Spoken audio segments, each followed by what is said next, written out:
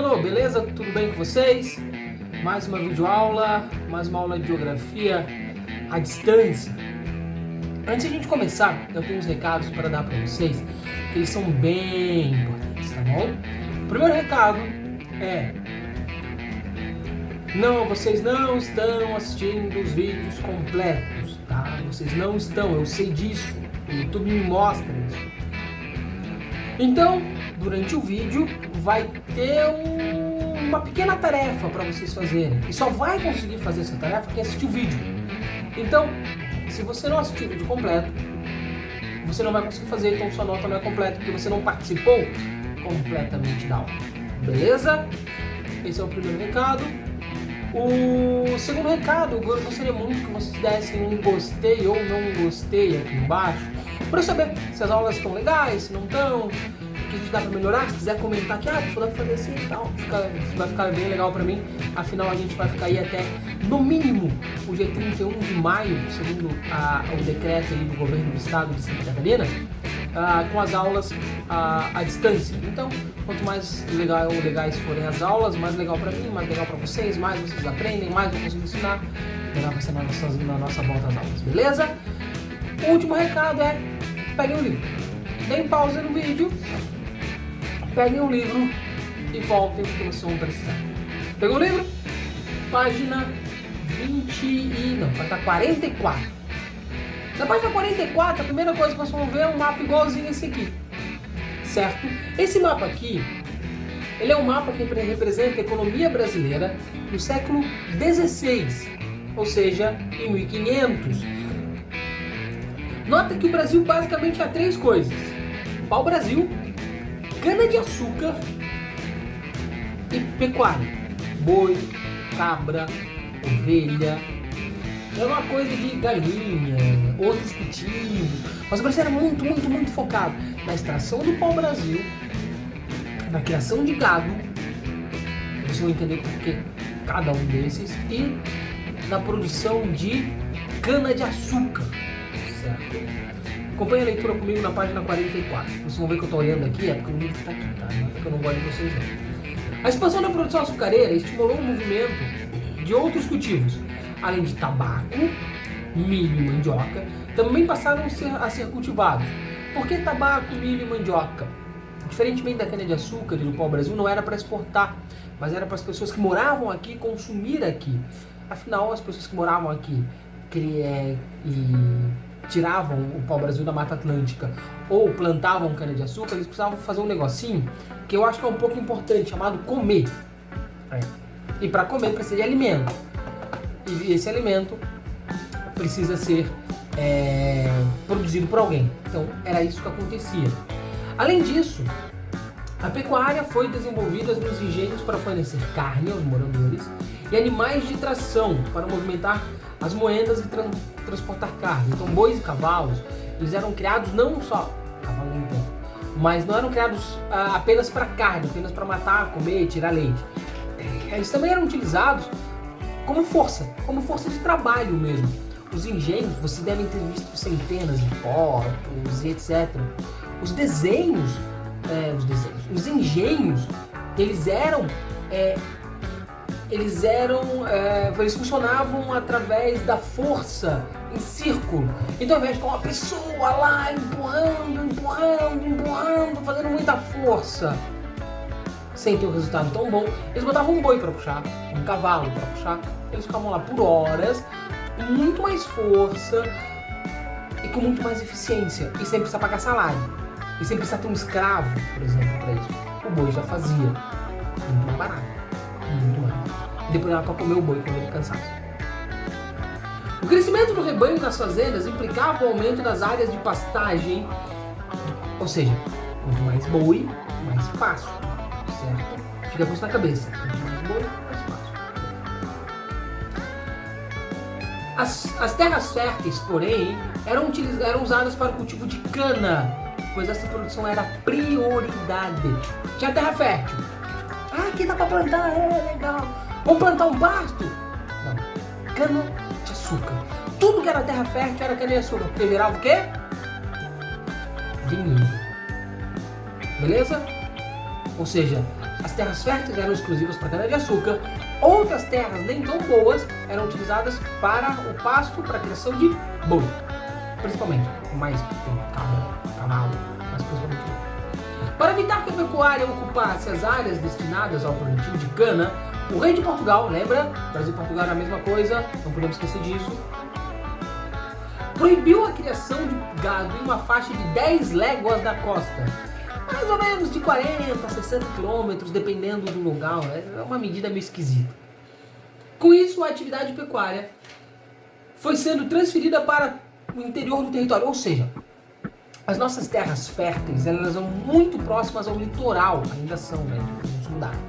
São muito próximas ao litoral. Então o que acontece? O rei de Portugal fez o seguinte: pessoal, não cultivem gado ali, porque ali vai ser exclusivamente para cana de açúcar. Ali tinha um solo chamado solo massapê. A gente já viu isso tanto no passado nas aulas de geografia, quanto já como deu uma olhadinha nisso antes da parada, enquanto a gente ainda estava em sala de aula. Então era o seguinte, a lei é o seguinte: você só pode criar boi, cabra, se você ultrapassar esse solo massapê. Depois, então o rei falou, 10 léguas, 60 quilômetros do litoral.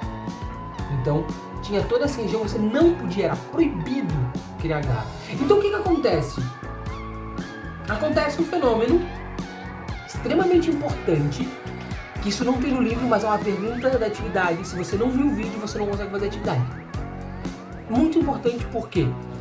Com a criação do gado, a gente sai do litoral e passa cada vez mais para o interior. A gente começa a colonizar o Brasil no interior. Uma pergunta: por que o Brasil era colônia? Por que o Brasil, as pessoas se concentravam no litoral? É porque eles chegavam de barco. O barco chega por onde? Para pensar um pouco aí. Então, se você olhar no mapa ali na página 44, você vai notar que os boizinhos não estão no litoral, eles estão mais para o interior. Porque era onde podia, onde era permitido essa criação. Essa criação não era para exportação, a carne estragava no meio do caminho entre Europa e América. Né? A distância era longa, 3, 4 meses a carne, não tinha freezer na época, não dava para congelar a carne. Então o que acontece?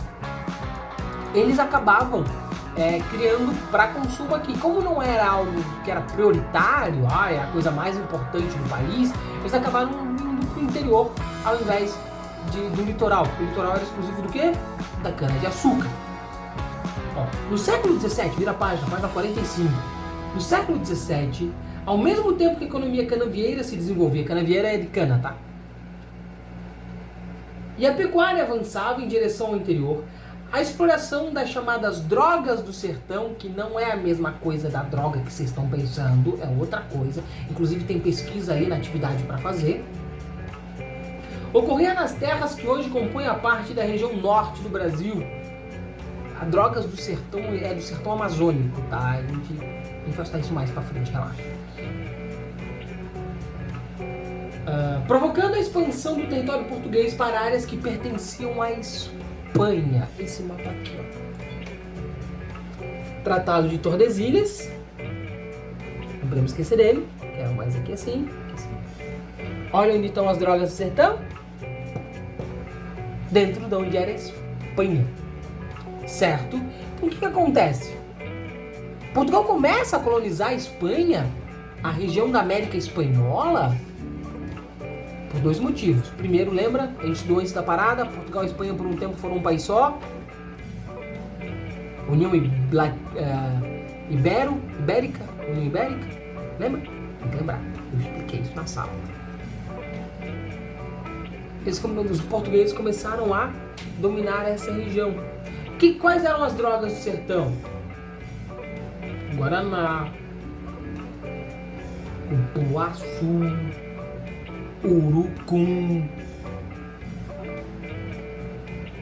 o látex da seringueira. Eram produtos que não existiam em nenhum outro lugar do mundo, só existia no Brasil e era extremamente importante para a economia. A borracha não existia. Cara, a borracha não existia.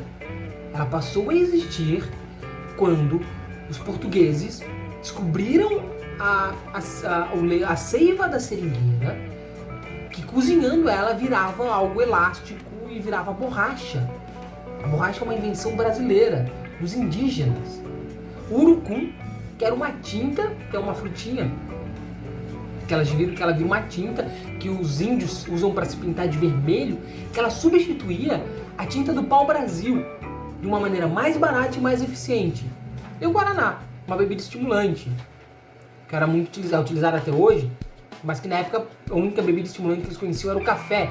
O café não era tão apreciado assim como é hoje. O guaraná é mais docinho, é mais gostoso, a galera gostava mais do guaraná. Além de outras ervas, plantas que eram chamadas de drogas do sertão, certo?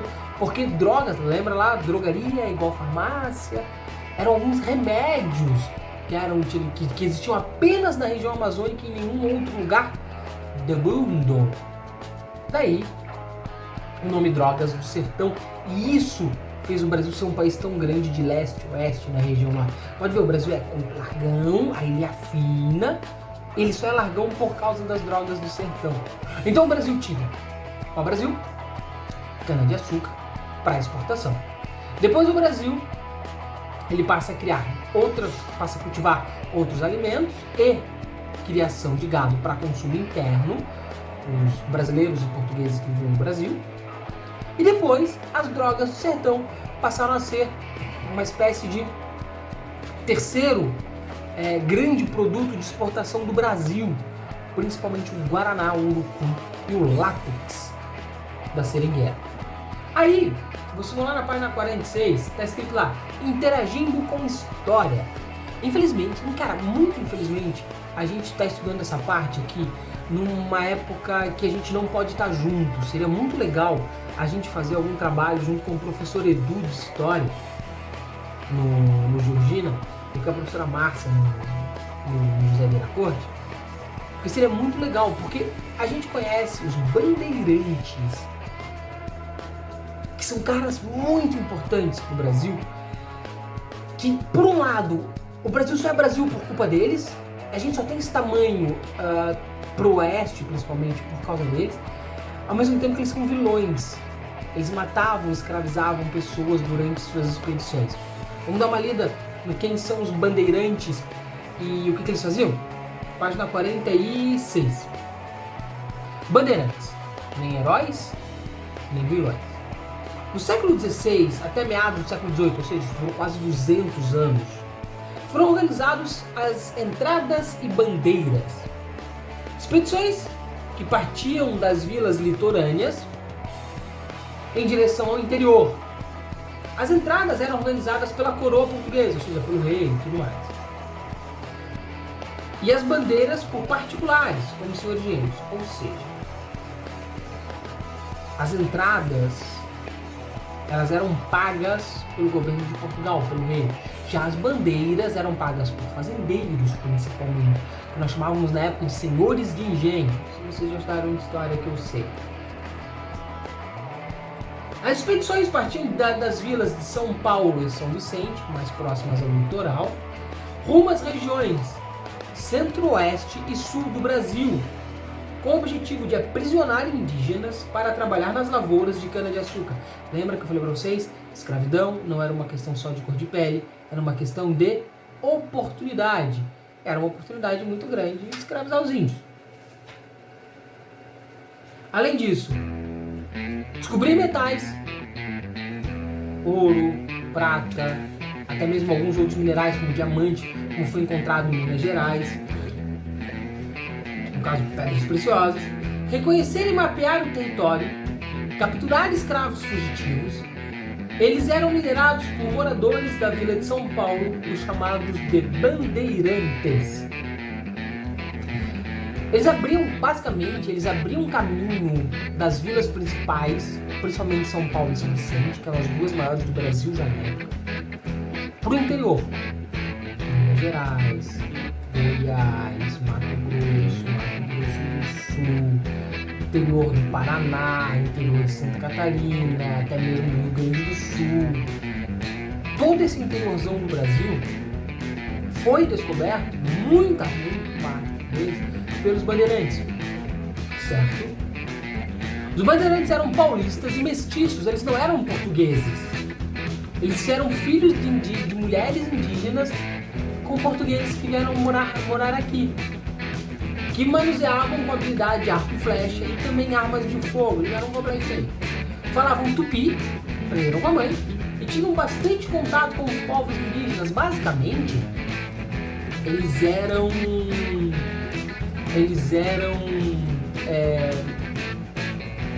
o elo, a ligação entre os indígenas e os portugueses. Tem uma história, um cara chamado Paulo Tavares, que era um desses bandeirantes. Ele sai da Vila de São Vicente, vai até uma vila que hoje é ali próximo da cidade de São Paulo, e ele faz um negócio muito interessante, um negócio chamado cunhadismo. O que era o cunhadismo? Quando você casa com uma índia, você acaba fazendo parte da tribo. Essa tribo vai te ajudar. Os indígenas não são como a gente, que um homem pode ter só uma mulher. Os indígenas podiam ter várias mulheres. Então Paulo Tavares, ele casou com centenas de índias. Então ele partia de várias tribos. Então ele tinha influência, ele em várias tribos, várias tribos ajudavam ele. Ele foi meio espertinho. Então ele dominava toda a região ali do interior de São Paulo, quando se falava índio. Seguindo o curso dos rios, ou seja, por que o curso dos rios? Porque se você sabe ir e voltar, você não se perde na floresta. Ou navegando por eles, quando possível, os bandeirantes abriam trilhas e caminhos pelas matas. E alguns de seus pontos de parada e descanso transformaram em cidades. Tietê, Pirapora do Bom Jesus, Goiás, Cuiabá. São cidades que as pessoas iam, e como era, cara, essas bandeiras levavam anos para acontecer. Então eles estavam 3 anos indo. Só que se você vai 3 anos para ir, você tem 3 anos para voltar. Uma galera ficava no meio do caminho e acabava fundando pequenas vilas que se tornaram cidades. Atualmente, a capital do Mato Grosso é uma dessas vilas. A cidade de São Paulo é uma dessas vilas. Os bandeirantes foram representados por muito tempo como heróis, responsáveis pela expansão do território brasileiro, ou como vilões, responsáveis pelo extermínio de indígenas e africanos. A maneira de vê-los depende em grande parte de quem narra a história e de aspecto que deseja enfatizar. Ou seja, lembra que eu falo para vocês na sala de aula? Eu sempre falei isso, quem me conhece desde o ano passado, quem me conhece esse ano, eu já falei com certeza. É o seguinte: toda história tem 3 lados. O meu lado, o teu lado e a verdade. Os bandeiras não seria diferente. Tem um lado da galera que diz: eles eram vilões, mataram índios, mataram negros, escravizaram. Outros falam que eles são heróis, porque o Brasil só é Brasil por causa deles. Eles sacrificaram a própria vida para que o Brasil fosse um país maior, mais importante, mais poderoso. Obviamente que a história, a real história, nos mostra que eles não são nem heróis, nem vilões. Eles fizeram muitas coisas boas.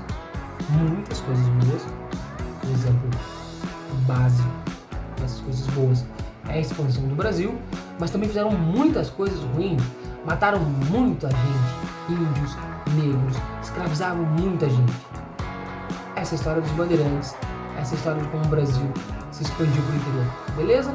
Quem viu até aqui? Eu falei que teria um desafio, uma tarefinha para vocês. A tarefa é fácil. Vocês vão lá no Moodle, tem o fórum Tira Dúvidas. Sabe? Conhece? Lembra? Lembra, né? Tem toda a tarefa até. Dentro do fórum do post Tira Dúvidas vai ter um outro post escrito apenas vídeo. Eu não vou escrever nada nesse post, vai estar escrito vídeo. Só isso. O que vocês vão fazer? Vocês vão responder esse post apenas escrevendo eu vi. Por que escrevendo eu vi? Porque eu sei que você assistiu até o final do vídeo e você fez a aula completa. Beleza? É nóis. Valeu, 7º ano. Até a próxima.